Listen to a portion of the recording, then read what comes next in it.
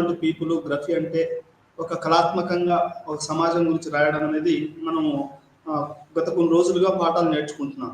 అందులో భాగంగా మనము ఎథ్నోగ్రఫీ అంటే ఒక థిక్ డిస్క్రిప్షన్ అని, అంటే గాఢంగా రాయడం అని, ఆ తర్వాత over a period of time రాయడం అని, ఇది ఆంథ్రపాలజీ నుంచి సోషియాలజీలోకి వచ్చిందని, ఈ సోషియాలజీలో కూడా అర్బన్ స్టడీస్ వాళ్ళు అంటే చికాగో స్కూల్ వాళ్ళు చాలా దీన్ని ఉపయోగించారు అని చెప్పడానికి మనం సోషియాలజీలో కూడా ఎథ్నోగ్రఫిక్ అకౌంట్స్ అనేది మనం వాడుతూ ఉన్నాం. అసలు ఈ ఎథ్నోగ్రఫిక్ అకౌంట్ అనేది వాళ్ళు ఎథ్నోగ్రఫిక్ అకౌంట్స్ వాడారు. వాళ్ళని మనము ఆద్యులుగాను రూపకర్తలుగాను చెప్పవచ్చు ఈ ఎథ్నోగ్రఫిక్ అకౌంట్స్కి. ఆ తర్వాత అది కొద్ది కొద్దిగా మెథడాలజీ బాగుండడం వల్ల అది సోషియాలజీలోకి రావడం జరిగింది.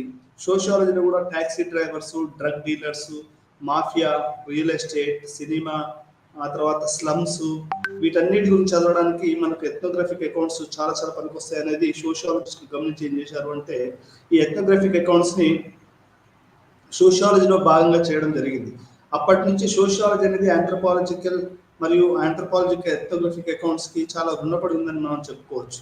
ఎట్లా అంటే అది మనకు మార్గరెట్ మీడ్ గారు చేసినటువంటి పరిశోధన కానివ్వండి, మాల్నోస్కి చేసిన పరిశోధన కానివ్వండి, లేకుంటే రెడ్క్లిఫ్ బ్రౌన్ చేసినటువంటి పరిశోధన కానివ్వండి, లేకుంటే ఈబీవియన్ పిచార్డ్ ఆయన మ్యాజిక్ మీద చేసిన పరిశోధన కానివ్వండి, ఈ నాలుగు కూడా ఒక రకంగా ఎథ్నోగ్రఫీకి భూమిక, క్లాసికల్ ఎథ్నోగ్రఫీ అనేది మనం జరగడం జరిగింది.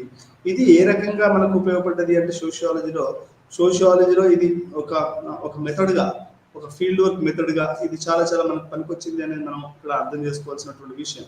ఇందులో భాగంగా మనం మాల్నోస్కి, రెడ్క్లిఫ్ బ్రౌన్ల గురించి గతంలో చాలాసార్లు మాట్లాడుకున్నాం. వాళ్ళు ఒక ఎథ్నోగ్రఫిక్ ఫోర్ ఫాదర్స్గా వాళ్ళ పేరు ఎప్పటికీ వస్తూనే ఉంటుంది. మార్గరెట్ మీడ్ అనే ఆమె మొత్తానికి ఎథ్నోగ్రఫిక్ అకౌంట్లో ఒక సంచలనం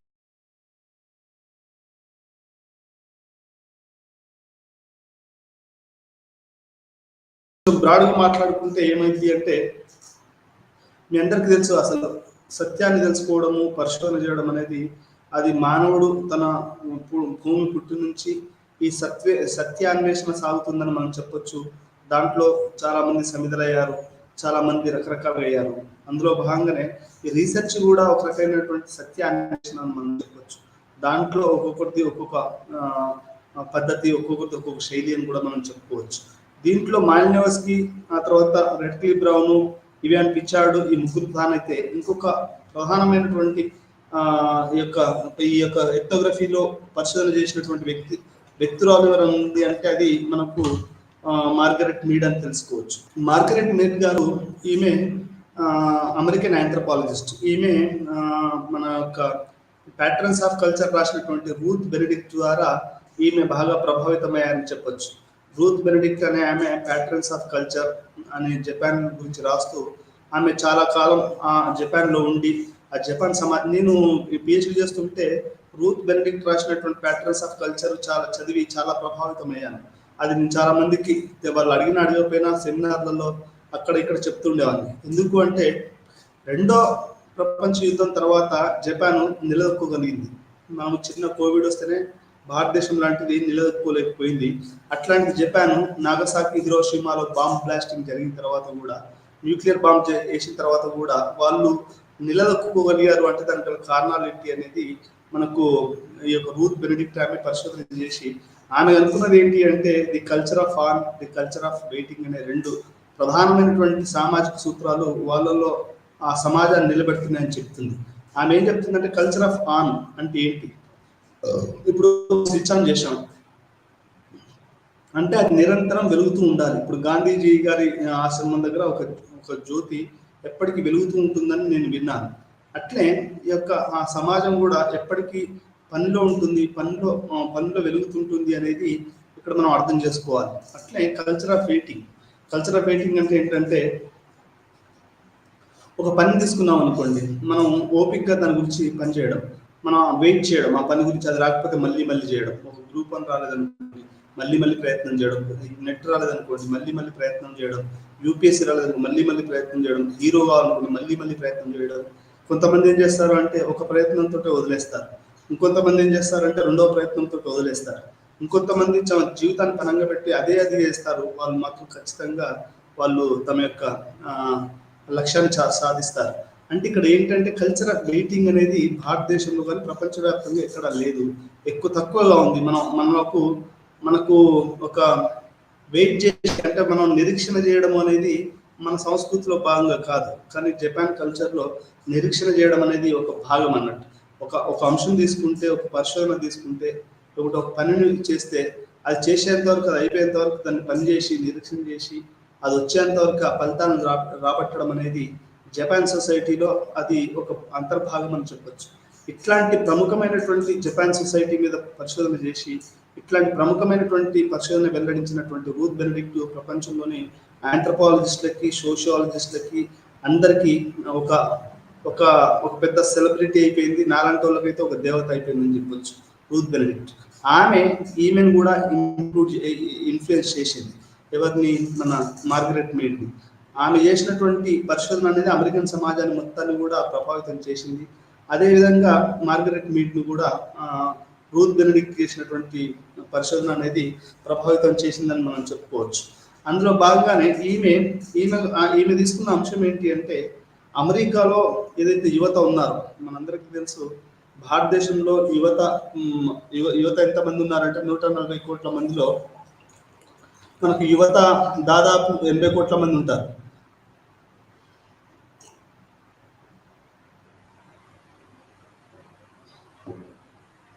అంటే 60 నుంచి 70% వరకు మనకు యువతనే ఉన్నారు. అంటే ఈ యువత ఎట్లా ఆలోచిస్తారు అంటే, యువత ఏ రకంగా వాళ్ళు అడోలసెన్స్ అంటే ఆ యువనికరణ మీద ఎట్లా ఉంటుంది, వాళ్ళు పురుషులుగా ఎట్లా మారుతారు, స్త్రీగా ఒక బాలిక స్త్రీగా ఎలా మారుతుంది, లేకుంటే ఒక అబ్బాయి పురుషులుగా ఎట్లా మారుతాడు. అబ్బాయి వేరు, పురుషుడు వేరు, అమ్మాయి వేరు, స్త్రీ వేరు. అమ్మాయి అంటే ఇంకా ఆమెకు ఈ యొక్క లైంగిక పరమైనటువంటి ఇంకా ప్రక్రియలో పాల్గొకపోవడం ముందు అమ్మాయి. ఒకసారి ఆమె ఆమె మెచ్యూర్ అయిపోయిన తర్వాత when she participated in the physical activity that she became a woman. అంటే ఏదైతే ఈ అమ్మాయి నుంచి స్త్రీగా, అబ్బాయి నుంచి పురుషులుగా మారే ప్రక్రియ ఉందో అది ప్రపంచవ్యాప్తంగా చాలా మందిని అది టెన్షన్ గురి చేస్తుంది, బాధలకు గురి చేస్తుంది. మనం చెప్పలేనటువంటి ఒక సామాజిక సంక్లిష్టమైన పరిస్థితి అని మనం చెప్పుకోవచ్చు. ఎందుకంటే మీరు ఎన్నో సినిమాలు చూసుంటారు, ఆమిర్ ఖాన్, షారూక్ ఖాన్, చిరంజీవి, ఇంకా ఎన్నో సినిమాలు చూస్తారు. ఇప్పుడు రామ్ చరణ్ తేజాయి కానీ, లేకపోతే ఇంకా దుల్కర్ సల్మాన్ కానీ, వీళ్ళంతా ఏం చెప్తారు అంటే ఆ యంగేజ్ లో ఉన్నటువంటి బాయ్ నుంచి అడల్ట్ హుడ్కి మీరు బాయ్స్ అనే సినిమా వచ్చింది ఏఆర్ శంకర్ది.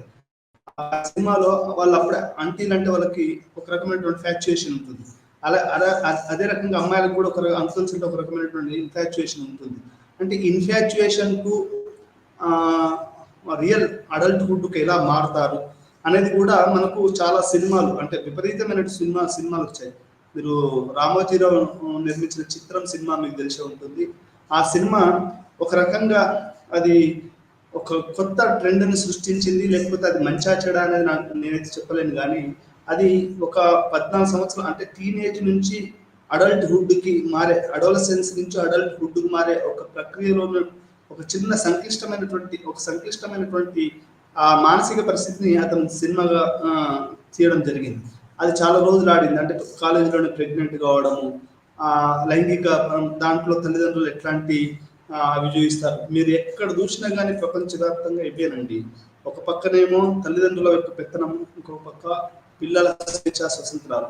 ఈ మధ్యలో జరిగే సంఘర్షణ అనేది ఎట్లా ఉంటుందనేది మార్గరెట్ మీడ్ని ఒక రకమైనటువంటి దానికి దారి తీసింది. అంటే ఆమెకు ఒత్తిడి తీసుకొచ్చింది అనేది మనం చెప్పుకోవచ్చు. ఈ ఒత్తిడి అర్థం చేసుకోవడానికి అసలు ఇప్పుడు మనకు చాలా మంది, మీరు రాజస్థాన్లో కోటాలో చాలా మంది యువకులు చచ్చిపోతున్నారు, ప్రజలు తట్టుకోలేక. చాలా మంది అమ్మాయిలు చచ్చిపోతూ ఉంటారు ప్రతిరోజు. యూత్లో ఆత్మహత్యలు, ఈ యూత్ ఆత్మహత్యలు, యూత్ ప్రెస్ అనేది ఇంతకుముందు లేదండి, గమనించండి. అంటే ఇది ఒక ప్రభుత్వానికి వ్యతిరేకంగా పోరాడము, లేకుంటే ఒక యువత అనేది స్ట్రెస్ గురి కావడము, ఈ అడోలసెన్స్ నుంచి అడల్ట్హుడ్కు మారడం అనేది ప్రపంచవ్యాప్తంగా స్ట్రెస్ఫుల్ గా ఉందా లేకపోతే ఎలా ఉంటుంది అనేది ఈమె ప్రాథమిక ప్రశ్నగా ఆమె తన యొక్క రీసెర్చ్ ను మొదలుపెట్టింది. అయితే ఈ ప్రశ్నను సమాధానం వెతుకునే సమయంలో ఏమైంది అంటే, ఆమె అమెరికాలో ఫిలడెల్ఫియా అనే ఒక ఒక నగరంలో ఆమె పుట్టింది. ఈమె సమోస్ అనే అది కూడా అమెరికాలోని ఒక భాగమే. అక్కడ గిరిజనులు ఎక్కువగా ఉంటారు. మీ అందరికీ తెలుసో లేదో, అమెరికా అనేది మొట్టమొదటిసారిగా ఇది ఒక గిరిజన సమాజానికి సంబంధించిన సమాజం అది. అక్కడ మనకు వీళ్ళరు మనకు జార్జ్ వాషింగ్టన్ తీసుకున్న మొదటి అధ్యక్షుడైనా కానీ, తర్వాత రెడ్ ఇండియన్స్ అంటారు వాళ్ళని. ఆ తర్వాత అక్కడ కల్చరల్ ఒక ట్రైబల్ కమ్యూనిటీస్ ఉంటాయి. అది అమెరికా అనేది కూడా ఒక ట్రైబల్స్ సంబంధించినటువంటి దేశం. అయితే అక్కడ సమోస్ అనే అది ఉంది. ఆ దీనికి ఒక పరిశోధన నిమిత్తము పోవడం అనేది జరిగింది. అంటే ఈ అమెరికాలోనే ఉందా, లేకుంటే గిరిజనులలో ఎట్లా ఉంది? ఇప్పుడు మనం ఒక సత్యాన్ని చేసేటప్పుడు ఏం చేస్తామంటే అది ఏ రకాలలో ఎట్లా ఉంది అనేది మనం క్రాస్ చెక్ చేస్తూ ఉంటాం. ఫర్ ఎగ్జాంపుల్, ఒక పథకం ఇక్కడ ఎట్లా ఆంధ్రప్రదేశ్లో ఉంది అంటే తెలంగాణలో ఎట్లా ఉంది, లేకుంటే కర్ణాటకలో ఎట్లా ఉంది, అక్కడ వ్యవసాయదారుల పరిస్థితి ఏంటి, ఇక్కడ అనేది చెక్ చేసుకుంటాం కదండి. అలానే ఇక్కడ అంటే అమెరికాలోనే యూత్ పేరెంట్స్కి వ్యతిరేకంగా మాట్లాడడం, ఈ అడోలసెన్స్ నుంచి అడల్ట్హుడ్కి వెళ్ళే ప్రక్రియలో చాలా గొడవలు జరగడం అనేది అమెరికాలో జరుగుతుందా, లేకుంటే ప్రపంచవ్యాప్తంగా జరుగుతుందా అనే దాన్ని బట్టి ఆమె పరిశోధన చేయడం అనేది జరిగింది. అందులో భాగంగా ఏం చేశారంటే ఆమె సమోస్లోని ఒక గిరిజన ప్రాంతానికి వెళ్ళి అక్కడ తన యొక్క పరిశోధన చేయడం జరిగింది. ఒక 9 నెలల పాటు ఏమేం చేశారు అంటే అమెరికాలోని సమోస్ అనే ఒక western pacific of Samoa's culture civilization to learn to the western society అని ఒక బుక్లో ఆమె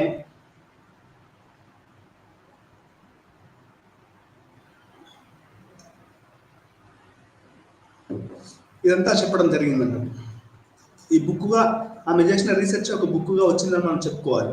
అయితే ఈమె ఆ దీవిలోకి వెళ్ళి ఒక 9 నెలల పాటు ఒక 62 మంది యంగ్ అమ్మాయిలు అంటే 14 సంవత్సరాల నుంచి 16 సంవత్సరాలు, అప్పుడే కదా ఒక బాలిక నుంచి ఆమె యవనస్తురాలుగా అడల్ట్హుడ్గా యవ్వనం వస్తుంది, సమూహంలో యుక్త వయసు వస్తుంది అనేది కూడా కమింగ్ ఆఫ్ అంటే ఎలా వస్తుంది, ఎలా అది ఒక బాలిక నుంచి ఒక స్త్రీగా ఆమె ఎలా మారుతుంది, ఒక బాలుడి నుంచి అతను ఒక పురుషుడిగా ఎలా మారుతున్నాడు అనేది ఒక ఏదైతే మనకి ఇది ఉందో అది మనకు సమూహంలోని మార్గరెట్ మీడ్ గారు ఒక 62 మంది యంగ్ అమ్మాయిలతోటి 9 నెలల పాటు ఆమె ఎథ్నోగ్రఫిక్ అకౌంట్ అనేది చేయడం జరిగింది. అంటే వాళ్ళతోటి ఆడుకోవడం, వాళ్ళతోటి తినడం, వాళ్ళతోటే బతకడం, వాళ్ళని ఇంటర్వ్యూలు చేయడం, వాళ్ళ యొక్క లైంగిక స్వేచ్ఛ ఎలా ఉంది, వాళ్ళు ఒక బాలిక నుంచి స్త్రీగా మారే క్రమంలో ఎట్లాంటి టెన్షన్ గురవుతున్నారు, ఎవరు కేర్ ఫ్రీగా ఉంటున్నారా. మన దగ్గర ఏంటంటే లైంగిక స్వేచ్ఛ ఉండదండి భారతదేశంలో, కానీ ప్రపంచవ్యాప్తంగా కూడా మనం కొంచెం ఒక 2 నిమిషాలు ఇక్కడ లైంగిక స్వేచ్ఛ గురించి మాట్లాడుకోవాల్సిన అవసరం ఉంది. ఎలా అంటే స్వేచ్ఛ, ఆర్థికపరమైనటువంటి స్వేచ్ఛ, రాజకీయపరమైనటువంటి స్వేచ్ఛ, ఆ తర్వాత మన సామాజిక స్వేచ్ఛ, ఇవన్నీ చాలా స్వేచ్ఛల గురించి మనం మాట్లాడతాం. కానీ ఈ రోజు కూడా మనం లైంగిక స్వేచ్ఛ గురించి మాట్లాడడం అనేది చాలా తక్కువ అని చెప్పుకోవచ్చు.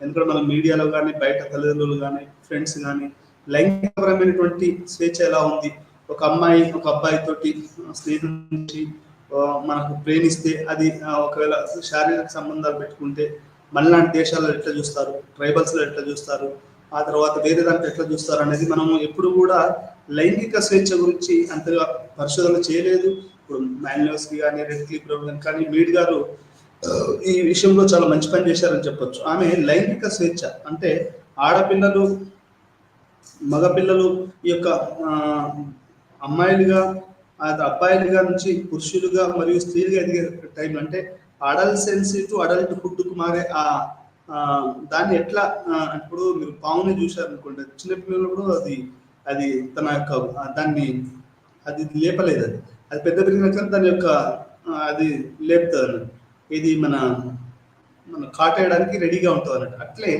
మన అమ్మాయిల అబ్బాయిలు కూడా అడోలసెన్స్ నుంచి అడల్ట్హుడ్కి ఒక లైంగిక స్వేచ్ఛ, ఒక లైంగిక దాని నుంచి అనేది అది ఒక క్రిటికల్ స్టేజ్ అనేది ఉంటుంది. ఎట్లా ఉంటుంది అది ప్రపంచవ్యాప్తంగా కూడా ఒక క్రిటికల్ స్టేజ్ అని చెప్పొచ్చు. అది ఇండియా అయినా కానీ, పాకిస్తాన్ అయినా కావచ్చు, బంగ్లాదేశ్ కావచ్చు, లేకపోతే ప్రపంచం అమెరికానే కావచ్చు, ఇంకేదైనా దేశం కావచ్చు. అయితే ఇక్కడ నా ఫ్రెండ్ ఒక అమ్మాయి డాక్టర్ అసీమ్ మహాజన్ అనే అమ్మాయి ఇప్పుడు హైదరాబాద్ సెంట్రల్ యూనివర్సిటీలో ఫ్యాకల్టీ ఏం చెప్పారు అంటే ఆమె HIV ఎయిడ్స్ మీద తన పరిశోధన, ఈ కళావంతుల మీద పరిశోధన చేస్తూ ఆమె పత్ర సమర్పణకు గాను అమెరికాకి వెళ్ళినప్పుడు ఆమె ఏం చెప్పారు అంటే అమెరికాలో అమ్మాయిలు కానీ అబ్బాయిలు కానీ ఈ యొక్క లైంగిక దాంట్లో చాలా తొందరగా ఎంటర్ అవుతారు అని. అంటే స్కూల్ లెవెల్లోనే, కాలేజ్ లెవెల్లోనే, ఇక్కడ యూనివర్సిటీ లెవెల్లో కూడా చాలా మంది లైంగికంగా పాల్గొనకపోవచ్చు. ఎందుకంటే భారతదేశం అనేది చాలా చాలా సాంప్రదాయబద్ధమైనటువంటి దేశం అని మనకు తెలుసు. అంటే ఇప్పుడిప్పుడే అది కొంచెం ఓపెన్ అవుతుంది. ఇప్పుడిప్పుడే చాలా మంది లైంగిక విషయాల గురించి స్కూల్ లెవెల్ నుంచి మొదలుపెట్టుకుంటే కాలేజీ, యూనివర్సిటీ లెవెల్ వరకు ఇప్పుడు మాట్లాడుకుంటున్నారు. కానీ ఒకప్పుడు లైంగికత్వం కానీ లైంగిక స్వేచ్ఛ గురించి మాట్లాడడం అనేది ట్రెడిషనల్ కుటుంబాలలో కానీ, లేకపోతే గ్రామీణ జీవితంలో కానీ, ఇప్పుడు పట్టణ జీవితాలలో కానీ అంతగా పెద్దగా అసలు ఎవరు మాట్లాడుకునే వాళ్ళు కాదు. ఈరోజు విజ్ఞానం పెరిగింది, వాట్సాప్ పెరిగింది, ఇంటర్నెట్ పెరిగింది, రకరకాల ఇష్యూలు పెరగడం వల్ల స్త్రీవాద కవితలు వచ్చాయి, కవితలు వస్తున్నాయి, వాళ్ళు మాట్లాడుతున్నారు. ఈరోజు ఫెమినిజం కూడా ఒక రకంగా ముందడుగు వేస్తుంది. పురుషాధికారం ఉన్నా కానీ ఇవన్నీ జరుగుతున్నాయి. ఇట్లాంటి టైంలో కొంత లిబరల్ అయిందని చెప్పొచ్చు. కానీ ఇప్పటికీ మీకు చూస్తే పరువు హత్యలు ఇవన్నీ కూడా ఎందుకు వస్తున్నాయండి? పరువు హత్యలు ఒక యంగ్ అమ్మాయిని చంపడం కానీ, ఒక అబ్బాయిని కానీ చంపడం కానీ. నల్గొండలో ఒక దళిత అబ్బాయి ఒక కోంటోళ్ళ అమ్మాయిని ప్రేమించాడని, అది ఆ పేరు గుర్తుకులేదు నాకు, వాళ్ళని ఎట్లా దారుణంగా నరికి చంపేశారు వాళ్ళ నాన్న. అది అంటే మనకు ఇక్కడ అర్థమవుతుంది ఏంటి అంటే, ఇప్పుడు ఆ అమ్మాయి ఇంకా అట్లే ఉంది పాపం. అంటే ఆ అమ్మాయి జీవితం ఏం కావాలి అంటే, ఇక్కడ లైంగిక స్వేచ్ఛ వచ్చే వాటికి ఏమవుతుందంటే మొత్తం అసలు ఏదైనా భూమి ఎట్లంటే మొత్తం భూమి గుండ్రంగా ఎట్లా ఉందో అట్లే సమాజం మొత్తం ఈ విషయం పట్లనే, లైంగిక స్వేచ్ఛ పట్ల దాని చుట్టూ తిరుగుతుంది అనేది మనం కొంచెం లోతుగా వెతికిన కొద్దీ మనకు అర్థమవుతుంది. ఎవరెవరితోటి లైంగికంగా పాల్గొన్నారు, ఎందుకు పాల్గొన్నారు, వాళ్ళు ఎందుకు చేస్తున్నారు అనేది. లైంగిక స్వేచ్ఛ అనేది నిజంగా అది ఎంత పెద్ద ఒక న్యూక్లియర్ ఫిషన్ దానిలాగా తయారైపోయిందండి. ఎట్లా అంటే లైంగిక అంటే అది ఏదో పెద్ద పాపం చేసినట్టు. ఇవన్నీ కూడా చాలా చాలా ఉన్నాయి. మనకు మను ధర్మశాస్త్రంలో కూడా మను రాశాడు, లైంగికంగా స్త్రీలను అణచివేయడానికి ఆయన చాలా రాశాడు. ఒక బ్రాహ్మణ పురుషుడు ఒక దళిత స్త్రీతో పెట్టుకుంటే దాంట్లో తప్పేం లేదు, లేకపోతే ఇంకా క్షత్రియ వైశ్య స్త్రీలతో సంబంధంలో పాడుకుంటే పెద్ద తప్పేం లేదు, అతను కొంత ఫైన్ చేయాలి. కానీ అదే ఒక దళితుడు, ఒక శూద్రుడు, ఒక వైశ్యుడు ఒక బ్రాహ్మణ స్త్రీతో చేస్తే అతనికి తలనరకడం అనేది జరుగుతుంది. అంటే ఇక్కడ లైంగిక స్వేచ్ఛ అనేది పూర్తిగా స్త్రీలకు నిరాకరించబడ్డది. అంటే ప్రపంచవ్యాప్తంగా కూడా ఈ లైంగిక స్వేచ్ఛ అనేది చాలా చాలా ఒక న్యూక్లియర్ ఇష్యూస్ లాగా అయిపోయింది. అయితే ఈ రోజులలో అమ్మాయిలు చదువుకోవడము, ఎంఎన్ శ్రీనివాస్ గారు కూడా తన యొక్క పుస్తకంలో రాశారు. ఏమని రాశారు అంటే, ఎప్పుడైతే అమ్మాయిలు చదువుకున్నారో అప్పుడు ఈ మెన్స్ట్రుయేషన్ పట్ల ఉండే ఆ పాత భావాలని పోయి వాళ్ళు ఫ్రీగా ఇంటర్లో తిరగడం అనేది జరుగుతుంది. ఒకప్పుడు అమ్మాయికి మెన్స్ట్రుయేషన్ జరిగితే ఇంటి బయట ఉంచేవాళ్ళు, కానీ ఇప్పుడు ఆ పరిస్థితులు లేవు. అంటే ఇట్లా అమ్మాయిల యొక్క సెక్షువాలిటీ కానీ, ఆమె మెన్స్ట్రుయేషన్ కానీ, ఆమె అడల్టెరెన్సీ నుంచి అడల్ట్హుడ్ మారడం కానీ, ఇవన్నీ కూడా ఎట్లా ఉంటుందంటే ఒక ట్రామా లాగా తయారైందండి. అంటే ఇప్పుడు పాండిచేరి యూనివర్సిటీ ఉందనుకోండి, ప్రతి వాళ్ళు కూడా చాలా ఓపెన్ గా మాట్లాడుకుంటున్నారు పీరియడ్స్ గురించి.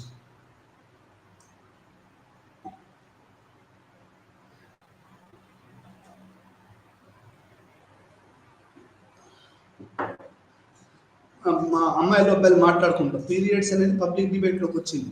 అదేవిధంగా నేను 3 రోజులు జాతీయ inspiring women and inclusive growth అనే ఒక ఇంటర్నేషనల్ సెమినార్లో, అంటే ఒక అంతర్జాతీయ సదస్సు, అదేంటి ప్రభావవంతమైన మహిళలు మరియు సమూహికమైనటువంటి సమాజం అనే ఒక జాతీయ స్థాయి అంతర్జాతీయ సెమినార్లో కూడా ఎక్కువగా ఈ యొక్క బహిష్టు, మెన్స్ట్రుయేషన్, వీటన్నిటి గురించి కూడా బహిరంగ చర్చ అనేది జరగడం అనేది ఈ మధ్య కాలంలో జరుగుతుంది. ఇంతకుముందు ఏమైనా కానీ వర్గము, కులము వీటి గురించి ఎక్కువ జరిగేది. ఈ రోజులలో ఏమవుతుందంటే 20వ శతాబ్దంలో విజ్ఞానం పెరిగిన కొద్దీ స్త్రీ యొక్క సమస్యలు, వాళ్ళ యొక్క ఈ యొక్క వీటన్నిటి గురించి కూడా ఈ చర్చలు ఇవన్నీ కూడా జరగడం జరుగుతుంది.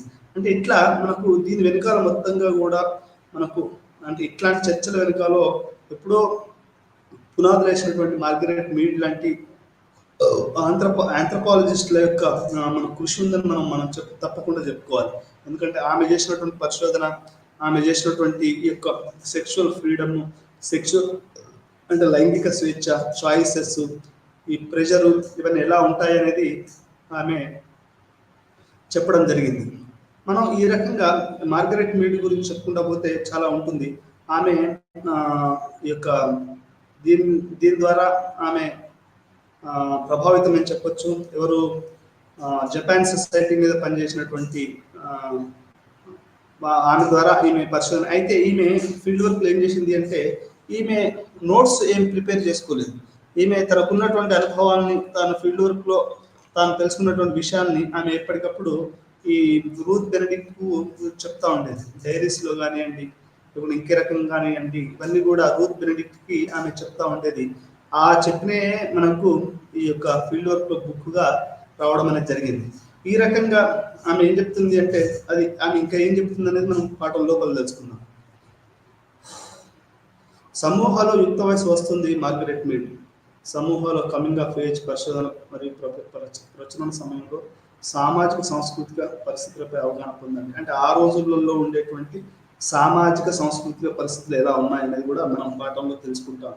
ఎథ్నోగ్రఫీ క్లాసికల్ సమకాలం సాధన యొక్క పద్ధతిని గుర్తించడం, అంటే యొక్క ఎథ్నోగ్రఫీ యొక్క ప్రస్తుతం దానికి రిలవెన్స్ ఉందా లేదా, అది ఉంటే ఎలా ఉంది అనేది కూడా తెలుసుకోవడం యొక్క ప్రధానం, ఈ పాఠం యొక్క ప్రధాన లక్ష్యం. టెక్స్ట్ యొక్క సైద్ధాంతిక ఆలోచన, ఈమె ఇటువంటి ఈ బుక్ ద్వారా ఏ రకమైనటువంటి ఐడియాలజీని ఆమె చెప్పాలనుకుంటున్నారు. మరియు క్లిష్టమైన సమస్యలను గుర్తించండి, అంటే ఎటువంటి క్లిష్టమైన సమస్యలు ఉన్నాయి, ఒక ఆంథ్రోపాలజీగా ఆమె చేసినటువంటి అదేంటి, దీంట్లో క్లిష్ట సమస్యలు ఏంటి అనేది కూడా మనం తెలుసుకుంటాము. పద్ధతులపై అవగాహన, అంటే ఆమె చేసినటువంటి రీసెర్చ్ పద్ధతులను కూడా మనం ఒకసారి తెలుసుకోవాల్సినటువంటి అవసరం ఉంటుంది. మనకు మీకు ఇంకోటి ఏంటంటే, ఎప్పుడైనా లైంగికత్వము, లైంగిక స్వేచ్ఛ, ఈ యొక్క అడోలసెన్స్ నుంచి అడల్ట్హుడ్కు మనం మాట్లాడే పద్ధతి చెప్పినప్పుడు మనకు సిగ్మండ్ ఫ్రాయిడ్ ఆయన గురించి కంపల్సరీ చెప్పుకోవాలి. ఆయన ఏమంటాడు అంటే, అబ్బాయిలు అమ్మని ప్రేమిస్తారు ఎందుకంటే ఆ ఇబిడస్ కాంప్లెక్స్ అనేది ఉంటుంది అనేది మనకు సిగ్మండ్ ఫ్రాయిడ్ గారు చెప్పారు. అంటే అబ్బాయిలు ఎందుకు అమ్మ కొంగు పట్టుకుని ఉంటారు, లేకుంటే అమ్మాయిలు ఎందుకు నాన్న చొక్కా పట్టుకుని ఉంటారు అంటే దాని ఉద్దేశం ఏంటంటే, ఈ యొక్క ఎడిపస్ కాంప్లెక్స్ లో ఏం చెప్తాడు అంటే, తెలిసినో తెలియకో మనకు అమ్మ పట్ల ఒక రకమైనటువంటి లైంగిక అని అన్కాన్షియస్ లో ఉన్న అది ఉంటుంది అన్నట్టు, దానివల్లనే అట్లా వాళ్ళు అబ్బాయిలు అమ్మ వైపు, అమ్మాయిల నాన్న వైపు ఉంటారనేది మనకు సిగ్మండ్ ఫ్రాయిడ్ గారు చెప్పారు. అయితే చాలా వరకు ఈ సెక్షువాలిటీ స్టడీ జరిగినప్పుడు మనకి ఏం చెప్తున్నారు అంటే, అది ఒక సైకలాజికల్ స్టడీస్ మాత్రమే చేయడం జరిగింది, కానీ ఆంథ్రోపాలజికల్ స్టడీస్, సోషలాజికల్ స్టడీస్ అనేటివి చాలా తక్కువగా జరిగాయి.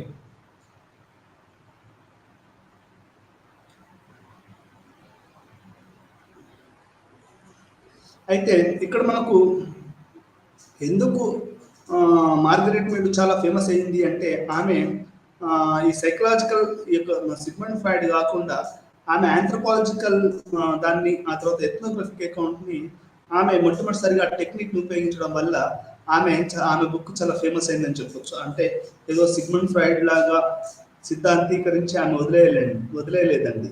దాన్ని ఏంటంటే ఫీల్డ్ వర్క్ లో అమ్మాయిలతోటి 61 మంది అమ్మాయిలతోటి తన 9 నెలల పాటు ఆమె తన జీవితాన్ని గడిపి, వాళ్ళు యంగ్ అమ్మాయిలు ఎట్లాంటి, ఇప్పుడు 14 సంవత్సరాల నుంచి 15 సంవత్సరాలకు వచ్చినటువంటి ఒక అమ్మాయి మెచ్యూరిటీ అయిపోయి మొదటిసారిగా లైంగికంగా పాల్గొనే టైంలో నాకు తెలిసి ఎవరికైనా ఒక రకమైనటువంటి టెన్షన్ ఉంటుంది.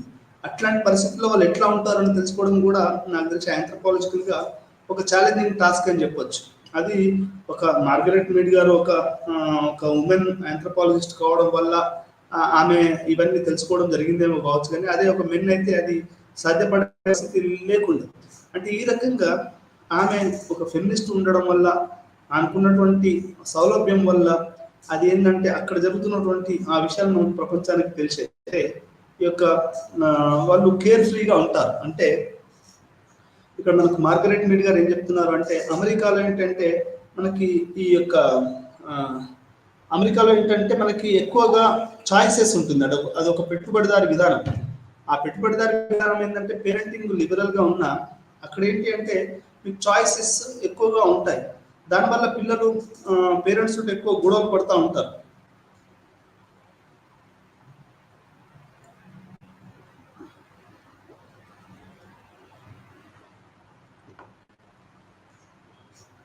అమ్మాయిలు అబ్బాయిలు గొడవలు పడుతూ ఉంటారు. కొంతమంది ఇల్లు మరీ ముఖ్యంగా అమెరికా లాంటి సమాజంలో అయితే చాలా మంది తల్లిదండ్రులతో గొడవలు పడటం, ఇది ఒక్కోసారి ఏంటంటే చాలా సూసైడ్లకు కూడా దారితీస్తుందండి. మీకు అందరికీ తెలుసో లేదో, తెలియకపోవడం ఏంటి, ఇప్పుడు అమ్మాయి ఒక అబ్బాయిని ప్రేమిస్తుంది అంటే తల్లిదండ్రులు ఎంబటి ఏం చేస్తారండి? ఒక మందు బాటిల్ తీసుకొని మేము చచ్చిపోతామని బెదిరిస్తారు.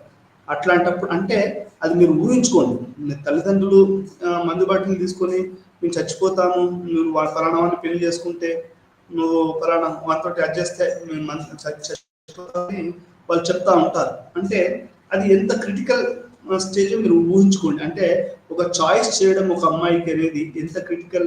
ఇప్పుడు మీరు ఎన్ని సినిమాలలో ఆ అమ్మాయి అడుగుతుంది హీరోని, మరి నేను నమ్మి బయటకు వస్తున్నాను, నువ్వే నాకు సర్వస్వం అని చెప్పి ఆ అమ్మాయి బయటకు వస్తుంది. అంటే అది ఎంత పెద్ద క్రిటికల్, ఒక ఎంత దాన్ని తెలుగులో మరి ఎట్లా చెప్పాలో నాకు తెలియదు కానీ ఎంత గంభీరమైనటువంటి సన్నివేశం అండి. అది ఎంత కఠినమైనటువంటి పరిస్థితులు. అట్లాంటి కఠిన పరిస్థితుల్లోకి వెళ్ళి వాళ్ళు బయటకు వస్తారు. చాలా మంది తల్లిదండ్రులను వదిలేసేసి అమ్మాయిలు వాళ్ళు తమ అబ్బాయిలు, ఎందుకంటే భారతదేశంలో లైంగిక స్వేచ్ఛ లేదు. అదే మనం పద్ధతిగా తల్లిదండ్రులను అడిగాం అనుకోండి, వాళ్ళు ఇస్తారండి అమ్మాయి అబ్బాయిని ఎవరన్నా అయితే వానికే ఉంది అని తిడతారు. వానికి ఏముందని నువ్వు వాడిని పెళ్లి చేసుకున్నావు అనుకుంటున్నావు, వానికి ఏముందని అని ఇట్లా రకరకాలుగా ఆ అమ్మాయిని బ్రెయిన్ వాష్ చేస్తారు, లేకుంటే ఇంకేం చేస్తారు. లేకుంటే ఒక హిందూ అబ్బాయి ముస్లిం అమ్మాయిని చేసుకున్నాం అనుకోండి, ఆ ముస్లింలందరూ వాళ్ళ మీద దాడి చేయడం, ఇట్లా వాళ్ళు నిజంగా ప్రేమించుకున్నా కానీ మీకు మణరత్నం బాంబే ఉందనుకోండి, బాంబేలో మీరు ఆ సినిమాలో చూపించాడు, వాళ్ళందరూ ఇతనికి దాడికి వస్తారు. వాళ్ళ చెల్లెలు అడిగితే నేను ఒక ముస్లిం అబ్బాయిని చేసుకుంటా అంటుంది. అంటే ఒక క్రిటికల్ డిసిషన్ అనేది మనకు బాంబే సినిమా అది అంత ఈజీగా అది ఉత్తిన ఫేమస్ కాలేదండి. ఎందుకంటే అక్కడ చాయిస్ అనేది మేకింగ్ అనేది ఉంది. అంటే అక్కడ ప్రేమ అనేది అడల్ట్హుడ్ వచ్చిన తర్వాత అది ఎట్లా ఉంటుంది అనేది బాంబే సినిమా మనకి చూపించడం జరిగింది.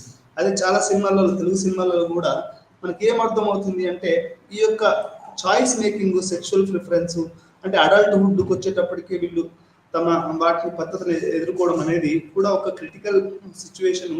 ఇది ఎట్లా జరిగింది అంటే ఇది అమెరికాలోనే ఉందా, లేకుంటే ప్రపంచంలోనే ఉందా, ఇంకెక్కడ ఉందా, ఒక్కొక్క దేశంలో ఒక్కొక్క రకంగా ఉందని తెలుసుకోవడం అనేది నిజానికి కూడా చాలా మంచి పరిశోధన టాపిక్ అనేది మనం చెప్పుకోవచ్చు.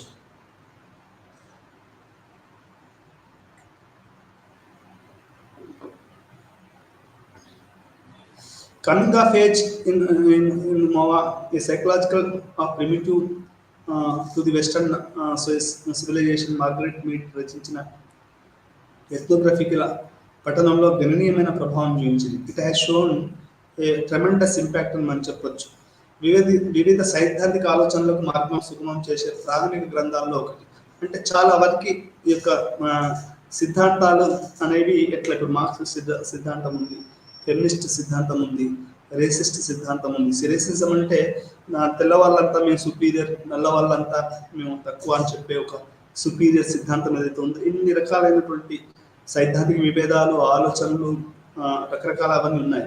ఇది మనకి ఎట్లా చేయాలి పరిశోధన అనేది ఒక ప్రామాణిక గ్రంథంగా మనకి ఈ యొక్క మార్గరెట్ మీడ్ గారి బుక్ దొరుకుతుంది అనేది మనం చెప్పుకోవచ్చు. ప్రకృతి వర్సెస్ పెంపకము, సంస్కృతి వర్సెస్ శాస్త్ర చర్చ, వ్యక్తిత్వ సిద్ధాంతాలు, సామాజిక కండిషనింగ్, అంటే ఒక ఉమెన్ ఎట్లా కండిషనింగ్ చేస్తారు, ఎట్లాంటి సొసైటల్ ఉంటాయి సిద్ధాంతాలు ఉంటాయి. స్త్రీవాద మానవ శాస్త్రము అంటే స్త్రీవాద మానవ శాస్త్రం అంటే ఫెమినిస్ట్ ఆంథ్రోపాలజీ, మరియు ఇంకెన్నో ఫెమినిస్ట్ ఆంథ్రోపాలజీ ఎట్లా ఉంటుంది అనేది కూడా మనకి ఇక్కడ అర్థం చేసుకోవాలి. సమకాలీన కాలంలో కూడా కమింగ్ ఆఫ్ ఏజ్ అనేది ఒక ప్రభావవంతమైన మరియు మార్గదర్శకమైన రచనగా మిగిలిపోయింది. మీరు ఎన్ని చెప్పినా కానీ, దీని మీద ఎన్ని మార్క్సిస్టులు కానీ, వేరే ఆంథ్రోపాలజిస్టులు కానీ, ఇంకెవరైనా కానీ ఎంతమంది దీని మీద క్రిటిసైజ్ చేసినా ఇది ఒక ప్రామాణికమైనటువంటి గ్రంథంగా మనకు మిగిలిపోయింది అనేది మనం అర్థం చేసుకోవాల్సినటువంటి విషయం. ఎందుకంటే ఒక ఇంపార్టెంట్ టైం గురించి ఇది, అంటే ఒక మనుషులలో ఆడపిల్లలు స్త్రీలుగా, అబ్బాయిలు పురుషులుగా మారే ఒక దాన్ని ఆమె చాలా దాన్ని టచ్ చేయగలిగింది. అది ఇప్పటికీ ఒక ప్రామాణికమైన గ్రంథంగా మిగిలిపోయిందని చెప్పుకోవచ్చు. ఎన్ని సిద్ధాంతాలు, ఎన్ని రాద్ధాంతాలు ఉన్నా కానీ ఆమె చేయగలిగింది అని మనం చెప్పుకోవచ్చు. ఇవి డేటా సేకరణ పద్ధతులు ఆమె వాదనలో ప్రామాణికతపై అనేక వివాదాలు మరియు చర్చలకు దారితీసింది. అంటే ఈమె ఎటువంటి ప్రామాణికాలు పాటించింది, క్వశ్చనీర్ చేసిందా, లేకపోతే ఇంకేమైనా చేసిందా, లేకుంటే ఇంకా ఎథ్నోగ్రఫీని ఎందుకు చేసింది, ఎథ్నోగ్రఫీలో అబ్బాయిని తీసుకుందా, లేకుంటే ఎథ్నోగ్రఫీ టెక్నిక్ ఏంటి, ఆమె ఎన్ని రోజులు స్పెండ్ చేసింది, ఎంతమందితో మాట్లాడింది, లేకుంటే ఆమె అభిప్రాయాలని జనాన్ని రుద్దిందా. ఆమె వైట్ ఫెమినిస్ట్ అంటున్నారు. ఆమె బేసికల్గా ఏంటంటే మార్గరెట్ మీడ్ గారు ఈ యొక్క కల్చరల్ సుపీరియారిటీ ఆమె దానికి వ్యతిరేకం. కల్చరల్ సుపీరియారిటీ అంటే తెల్లవాళ్ళు గొప్పవాళ్ళు అనే ఒక సిద్ధాంతానికి మార్గరెట్ మీడ్ గారు వ్యతిరేకం. ఇంకోటి ఏంటంటే అమెరికాలో కానీ ప్రపంచవ్యాప్తంగా ఏంటంటే ఒక సెక్షువల్ ఓరియంటేషన్ ఉందండి. అదేంటంటే అండి విక్టోరియన్ సెక్షువల్ కన్స్ట్రక్షన్ ఒకటి ఉంది. అంటే ఒక వైట్ ఉమెన్ ఒక బీస్ట్ లాంటి బ్లాక్ తోటి పోకూడదు, లేకుంటే అట్లాంటి వాళ్ళు ఒక ఒక ఒక బానిసల్లా ఉండాలి అనే ఒక white women should prefer white people అనే యొక్క ప్రామాణికత విక్టోరియన్ ఫార్మ్ ఆఫ్ సెక్షువాలిటీ ఏదైతే ఉందో దాన్ని ఈమె కంటెస్ట్ చేసింది.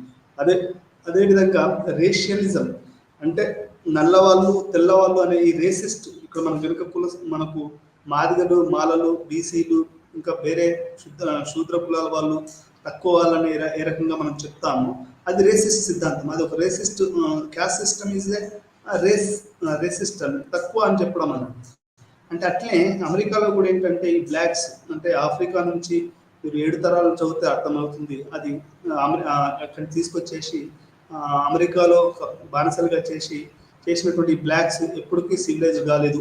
ఒక అన్సివిలైజ్డ్ అనేది ఉంది. అంటే వాళ్ళు అనాగరికులు, మనం నాగరికులం అనే ఈ యొక్క అనాగరికత మధ్యలో పోరాటంగా బ్లాక్ వైట్ల యొక్క దాన్ని చర్చించడం జరుగుతుంది. అంటే ఏదైతే వెస్టర్నర్స్ సుపీరియర్గా ఫీల్ అవుతారు ఏమని, వీళ్ళు నాగరికులం అని.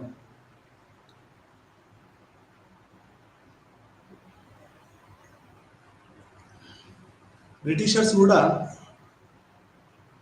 భారతదేశానికి వచ్చినప్పుడు వాళ్ళు ఏమంటున్నారంటే వీళ్ళంతా అనాగరికులు, మేము నాగరికులం అని అనుకున్నారు. అదేవిధంగా ముస్లిమ్స్ వచ్చినప్పుడు, క్రిస్టియన్స్ వచ్చినప్పుడు, డచ్ వాళ్ళు వచ్చినప్పుడు, ఫ్రెంచ్ వాళ్ళు వచ్చినప్పుడు ఇట్లా అనుకొని భారతదేశానికి వచ్చారు. కానీ ఎవరి జీవితం వాళ్ళకు ఉంటుంది, ఎవరి కల్చర్ వాళ్ళకు ఉంటుందనే విషయం తర్వాత కానీ జనాలకు బోధపడదు. ఇక్కడ భారతదేశం కూడా ఎట్లా అమెరికాలో కూడా ఏంటి అంటే అక్కడ బ్లాక్ అండ్ వైట్ అనేది పెద్ద ఎత్తున ఉంది. ఇప్పుడు ఒబామా వాళ్ళ అమ్మని కనుక చూస్తే వాళ్ళ అమ్మ కూడా anthropologist. She's against the racism. She's a white woman marriage. అంటే అమెరికా అధ్యక్షుడు ఒబామాగా చేశారు, భారత్ హుస్సేన్ ఒబామాగా చేశారు కదా, ఆమె ఒక బ్లాక్ని చేసుకుంది. వాళ్ళిద్దరు పుట్టిన సంతానమే ఒక ఒబామా గారు. అంటే ఆమె రేసిస్ట్ థియరీని క్వశ్చన్ చేసింది.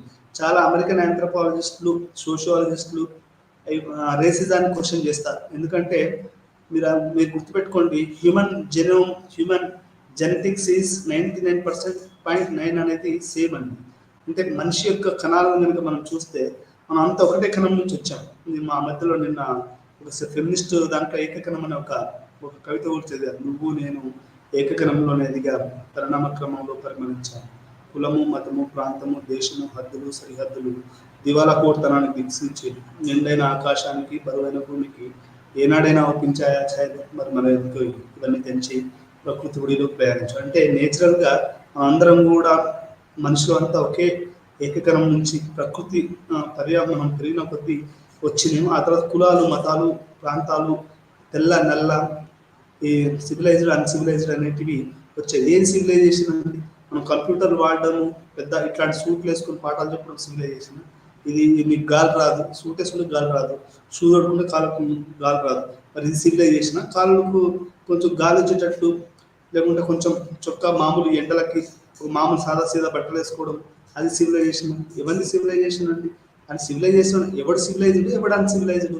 నువ్వు ఎట్లా చెప్తావు అది? అంటే నువ్వు ఏదైతే పక్కన అన్సివిలైజ్డ్ అంటున్నావో అది నువ్వు ఎట్లా చెప్పగలుగుతావు అన్సివిలైజ్డ్ అని? నీ మెడిసిన్, ఇంజనీరింగ్ ఉంటాయి అట్లా అనేది అది కొంత వాళ్ళ సాంకేతికంగా చెందారు, కరెక్టే. కానీ అంత మాత్రం సివిలైజ్డ్ మిగతా వాళ్ళు అన్సివిలైజ్డ్ అనడం ఎంతవరకు సమంజసం అనేది కూడా ఇక్కడ చర్చనీయాంశం అంశం. అట్లే ఇక్కడ మార్గరెట్ మీడ్ గారు కూడా ఏం చెప్తారు అంటే ఏదైతే అమెరికాలో ఉన్నటువంటి దురహంకారం, అంత తెల్ల శ్వేత జాతి దురహంకారం, ఇప్పుడు శ్వేత హౌస్ అంటే వైట్ హౌస్ అని పెట్టుకున్నారు. అది బ్లాక్ హౌస్ అని పెట్టుకోవచ్చు కదండి అమెరికన్ అధ్యక్ష భవనానికి. అది బ్లాక్ హౌస్ అని పెట్టుకుంటే ఏమవుతుంది? అది కూడా అంటే వైట్ అనేది సుపీరియారిటీ, పవర్, గొప్పతనానికి ఒక సింబల్ గా చేయడం అనేది చాలా చాలా తప్పండి.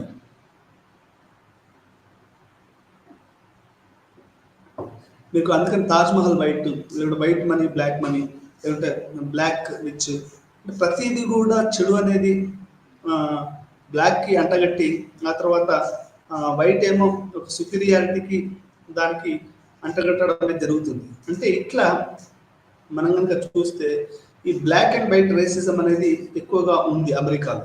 ఇది కూడా ఈ యొక్క మార్గరెట్ మీడ్ గారు క్వశ్చన్ చేయడం అనేది జరిగింది.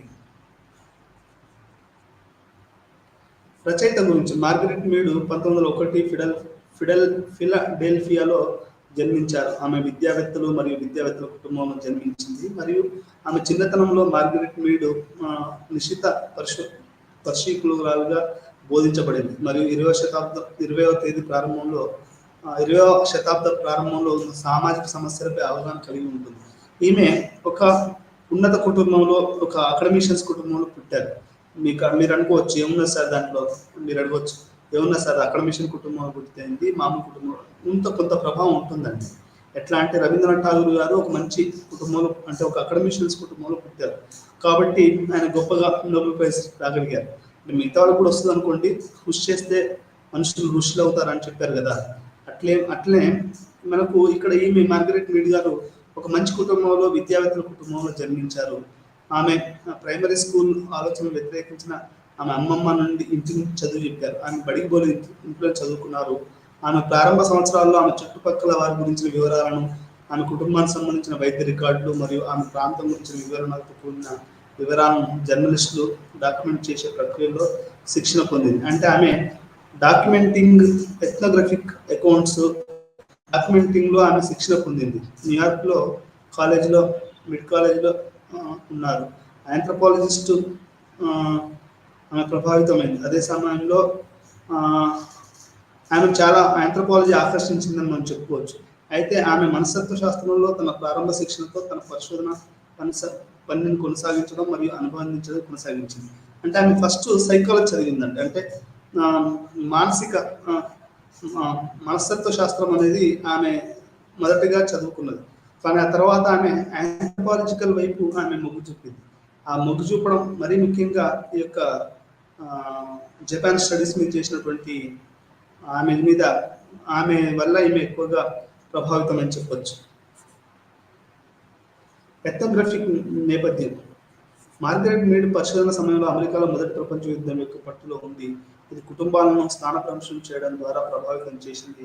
మరి కొన్ని సందర్భాల్లో వారికి విచ్ఛిన్నాన్ని దారితీసింది. అంటే మొదటి ప్రపంచ యుద్ధంలో ఈమె చేసే ఫీల్డ్ వర్క్ టైంకి ఏమైందంటే, మొదటి ప్రపంచ యుద్ధం అనేది కుటుంబాలని, దేశాలని, మొత్తాన్ని, ప్రపంచాన్ని కోవిడ్ కనుక అతలాకుతలం చేసినట్టు మొత్తం కుటుంబాలే విచ్ఛిన్నమైపోవడము, విధారకమైనటువంటి పరిస్థితులలో మనకు మార్గరెట్ మీడ్ గారు ఈ యొక్క ఇదంతా చేయడం జరిగింది. అభివృద్ధి చెందుతున్న క్రమశిక్షణగా మానవ శాస్త్రం అనేది వ్యక్తుల ప్రవర్తన లక్షణాలు మరియు జీవ సంబంధమైన పూర్వోత్తర ప్రాముఖ్యత సంబంధించిన ప్రకృతి వర్సెస్ ఉపన్యాసాల ప్రధానంగా మానసిక వ్యక్తిత్వాన్ని రూపొందించడంలో జీవశాస్త్రం మరియు సంస్కృతి మధ్య పోటీ దృష్టి సారించాయి. కల్చరల్ డిటర్మైన్ చేస్తుందా, నేచర్ డిటర్మైన్ చేస్తుందా మన కోపాన్ని, మన సెక్షువల్ ప్రిఫరెన్స్ని అంటే మనకు ఈ యొక్క మార్గరెట్ మీడ్ గారు కల్చరల్ డిటర్మినిస్ట్. కల్చరల్ అంటే సాంస్కృతికమైనటువంటి విషయాలే మనిషిని అది చేస్తాయి అనేది చాలా బలంగా, ప్రగాఢవంతంగా నమ్మిన వ్యక్తి మార్గరెట్ మీడ్ గారు. పర్యవసనంగా మొదటి ప్రపంచ యుద్ధంలో అమెరికాను ప్రభావితం చేసిన సమకాలీన సామాజిక సమస్యలపై చర్చ గణనీయమైన ప్రభావం చూపించింది.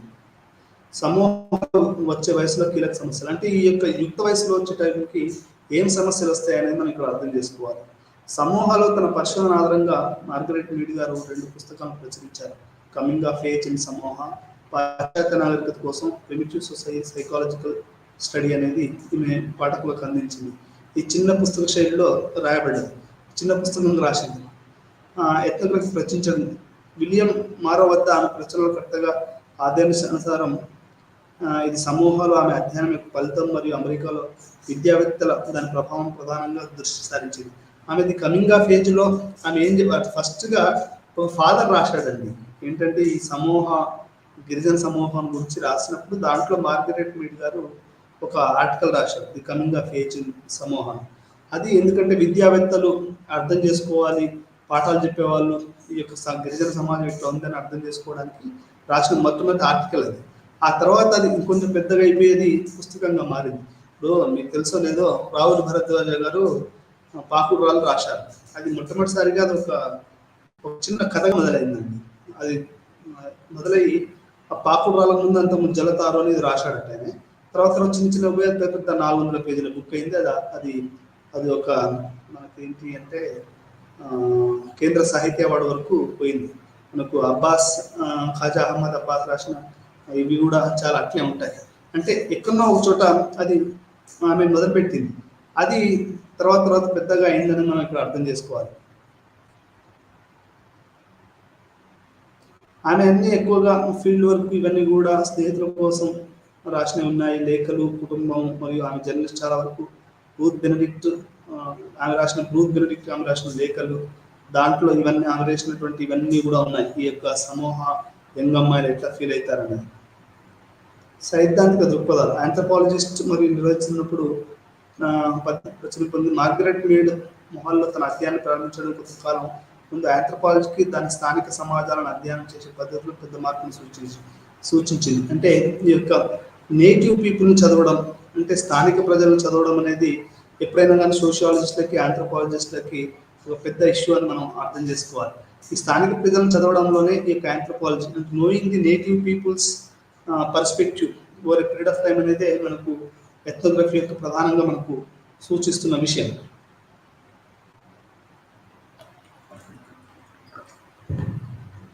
ఆధునిక సాంకేతికను పరిశీలన చేశాడు. ఇది స్థానిక దృక్పథాన్ని అర్థం చేసుకోవడానికి పరిశోధకులు స్థానిక భాషను నేర్చుకోవాల్సిన అవసరం ఉంది. అయితే మనం ఎప్పుడైతే ఒక స్థానికంగా ఓల్డ్ సిటీలో రీసెర్చ్ చేయాలనుకోండి, ఖచ్చితంగా ఉర్దూ తెలుసుకొని ఉండాలి. ఇప్పుడు నేను హైదరాబాద్ సెంట్రల్ యూనివర్సిటీ చదివేటప్పుడు నేను మాత్రమే ఓల్డ్ సిటీ మీద ఎందుకు చదివాను, లేకుంటే రత్నారాయణ ఎందుకు చదివిందంటే వాళ్ళకి హిందీ ఉర్దూ వస్తుంది కాబట్టి. మిగతా వాళ్ళు కూడా హిందీ ఉర్దూ వచ్చినా కానీ అంత ప్రభావవంతంగా రాకపోవచ్చు. అంటే ఎప్పుడైనా ఒక నేటివ్ పీపుల్స్ని మనం తెలుసుకోవాలి అంటే వాళ్ళు ఏం ఆలోచిస్తున్నారు, వాళ్ళ దృక్పథం ఏంటి అంటే వాళ్ళ భాషను ఖచ్చితంగా తెలుసుకోవాలి. ఇప్పుడు కోయాల మధ్యలో మీరు రీసెర్చ్ చేశారనుకోండి, కోయా భాషను నేర్చుకోవడం మంచిది. మీరు లేకుంటే లంబడోళ్ళ మధ్యలో చేశారనుకోండి, లంబాడి భాష నేర్చుకోవడం మంచిది. గోండు మధ్యలో చేశారనుకోండి, గోండు భాష నేర్చుకోవడం మంచిది.